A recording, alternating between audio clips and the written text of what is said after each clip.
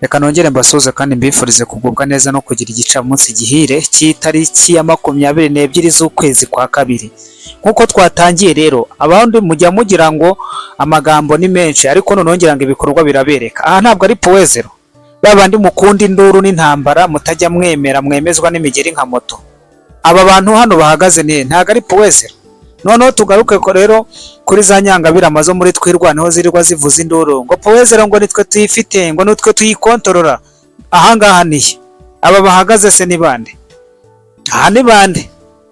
Iyi ni inkuru itariho umukungugu, bya bindi amadubu yirirwa babeshya ngo twafashe Poezero ntibagaragaze ikimenyetso. Noneho dore rero ngaho giye ikimenyetso ngiki ndakizanye, ngababaza rendo bari Poezero. MRDP irimo irahondagurwa bya bindi yo gukubitwa nka yangoma y'abapolisi bakubita ku cyumweru mu gitondo, abo barimo bariruka nka kibuno mpamaguru. Ubu ngubu minembwe yose yamaze kugotwa, twirwaneho yamaze kwivangavanga mu baturage, bagiye kwihisha muri rubanda, bakwema ibyenda by'igisirikare n'imiliteri zose bazivanyemo, bajugunye bihinduye abasivile. Ariko niho hahandi barimo barishuka, nta ntama nta kirura kijya kisha mu ntama ngo kimaremo kabiri, ibyacyo bitabaye bitagiye habona baraza kugaragara. Ile bola ya nos ile bola ya kabisa no tole Poezero no lo sike Poezero antena Poezero al ose waza olomu mona la bila mo mama dolari bila matwa yani dolari no komanda kije utoima na vivi utamo kartesim disposit yani bila tira dolari timo bala no sarobi no Poezero bila tole mona no chato atitino chaito walombakala la Kongo ya tole no tole te bale ano na bangiwa oile ne to muchunge be chuno Poezero so ya Poezero ya to no vino mona ano vino yani ele bola ya nos ipete wa mufuma mona Poezero bene no mona wa chato basosi uno mongano vina kobochi wa CG40 que si le possible wa bulaya kobochi wano wa bulaya CG47 secrétaire QG d'état-major général yani wa bukano wa kikale mouvement de bulaya nos komanda QG tole nanganga weto ala bila mnamo bala mama France mamola nyibana dola timu wanyo unaonekana huko basi utakosa kuonekana mganga ya Poezero hii Poezero hii kabisa hii hapa ni bulaya tu, ni bulaya kabisa hii. Nisi simamaki kwenye sina bachana ni makosa hii. Mpaka uko na bachana nose. Funga basi nidonde basi hata kwa bachana. Wakojote mama foto ya bachana. Yo muganga pale, yani ni bulaya tu. Jo komanda wa bulaya.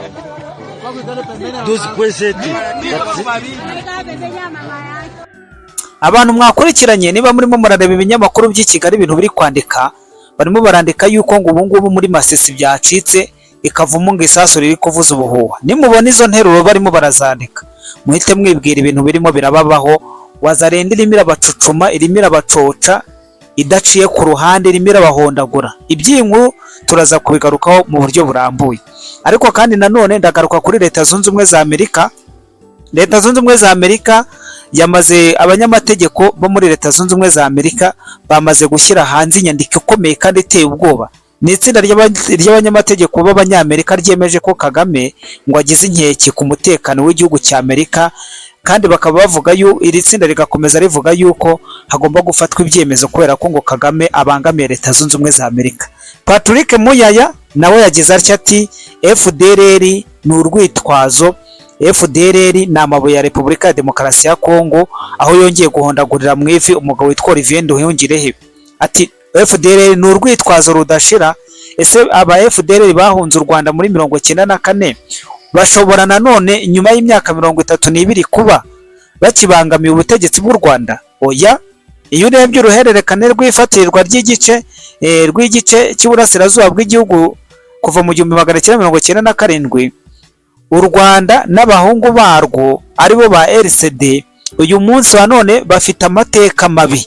Iby'inkuru nabyo ndabigarukaho, ariko mbere ya byose reka mbasabe kugira ngo nze kubasaba kugira ngo niba rwo bwa mbere mugeze ntimuze kugira mudakoze sabone cyangwa subscribe, mwanakora like, mwanakora share, ubundi ibintu bikagenda neza cyane. Natindiganyije reka dutangire gutya. L'autre prétexte qui recycle souvent, c'est les prétextes des FDLR. Alors peut-être que il y a peut-être plus jeunes que moi dans la salle. Les FDLR, c'est qui? Les FDLR, c'était les forces armées rwandaises. Quand le président Habyarimana était au pouvoir, les forces armées rwandaises constituaient ce qu'était leur armée. Et les présidents rwandais, lorsqu'après les génocides et tout ça, il y en a qui ont fui ici chez nous, depuis 94. En 94, lui-même, le président rwandais, je crois qu'il avait une trentaine d'années. Est-ce que vous pouvez imaginer que les soldats là, ou les militaires qui ont fui le Rwanda en 94 peuvent aujourd'hui, 32 ans après, représenter une menace pour le régime rwandais? Non. Encore une fois, c'est un prétexte. Mais je vous explique encore. Lorsqu'on regarde maintenant les cycles de l'occupation de l'Est de notre pays, regardez les cas du RCD, de à peu près 1998 jusqu'en 2003 ou en 2001, lorsqu'on a fait les négociations de Sun City. Ils sont restés 3 ans. Ils contrôlaient la province du Nord, du Sud Kivu et je crois une partie de la province orientale. Pourquoi ils n'ont pas mis fin à la menace des FDLR? Nous-mêmes, souvenez-vous, en 2010, l'honorable Vital Kamerhe avait perdu son poste du président de l'Assemblée parce qu'il avait reproché au président honoraire de ne pas avoir consulté l'Assemblée quand il fallait faire des opérations avec l'armée rwandaise contre les FDLR.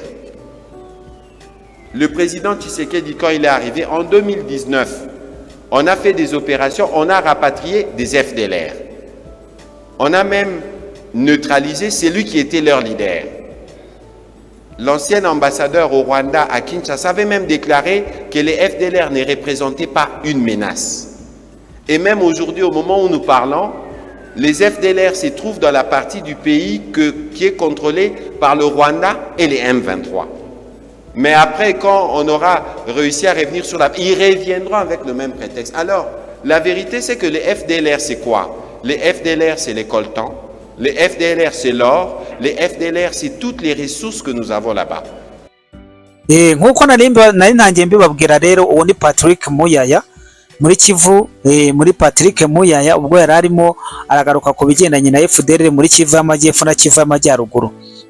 Patrick Muyaya agaragaza yuko u Rwanda n'abahungu barwo aribo ba RCD bafite amateka mabi, bamaze imyaka itari mike bafashe intara ya Kivu y'Amajyaruguru.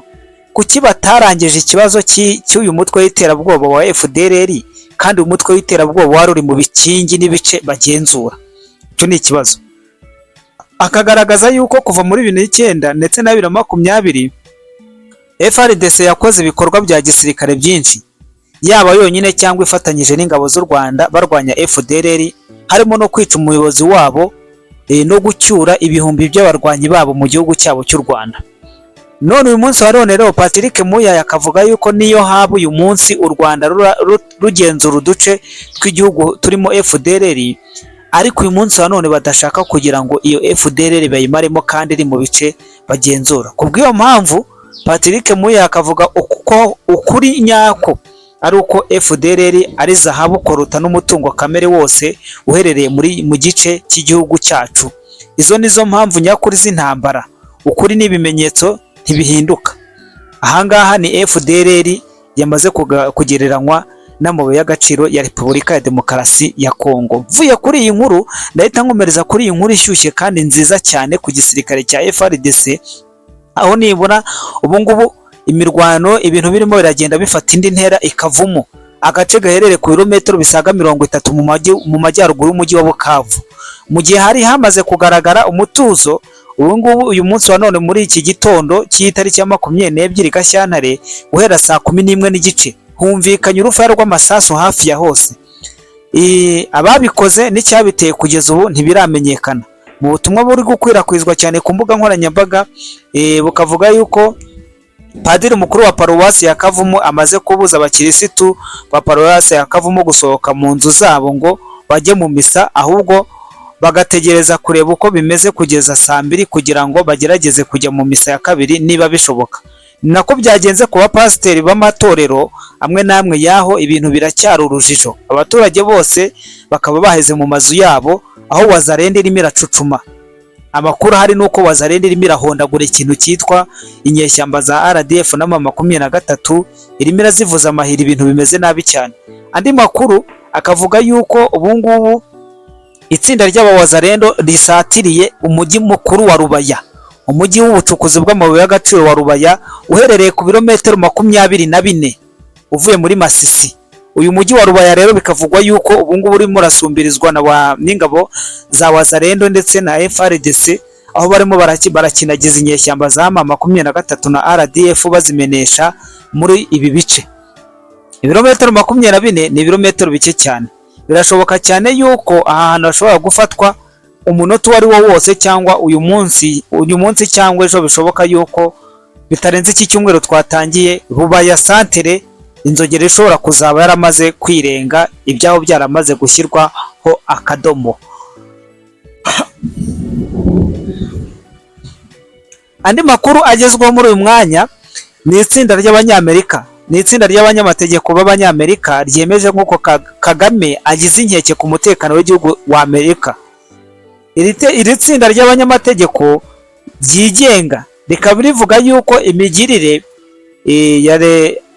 ya perezida w'u Rwanda Paul Kagame na minisitiri we w'ububanyi n'amahanga Olivier Nduhungirehe ngo bahungabanya imbaraga z'amahoro mu karere aricyo bise inkeke ku mutekano w'igihugu cya Amerika. Iri tsinda ryavuze ko Kigali irimo gukora ibinyuranyije n'imbaraga z'ubwuzuzanye ziyobowe na Leta Zunze Ubumwe za Amerika, Uburundi n'Umuryango wa Afurika Yunze Ubumwe mu makimbirane akomeje mu burasirazuba bwa Repubulika ya Demokarasi ya Kongo.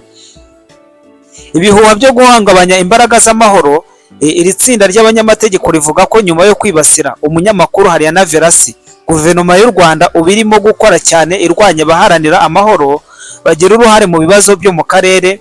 Rirongera rikavuga ku mutekano muke wo mu burasirazuba bwa Kongo uha icyuho abari mu bikorwa byo kwiba umutungo kamere wa Kongo, ibyo Kigali yakunze guhakana. Von Batten Montague ivuga ko iteganya kugeza impungenge zayo ku bagize inteko nshingamategeko ya Leta Zunze Ubumwe za Amerika muri White House ndetse na Sena, haba ku ruhande rw'abarepublike ndetse n'abademokarati. Iri tsinda ririmo gusaba ubutegetsi bwa Trump n'inteko nshingamategeko gutanga inkunga ihagije mu mbaraga z'ubwunzi ziyobowe n'u Burundi n'Umuryango wa Afurika Yunze Ubumwe no gusuzuma ingamba zifatirwa ubuyobozi bw'u Rwanda. Ni ibitekerezo byacu. Paul Kagame n'abantu nka Nduhungirehe ni inkeke no ku mutekano w'igihugu wa Amerika nk'uko itangazo ryabo rigenda ribigaragaza.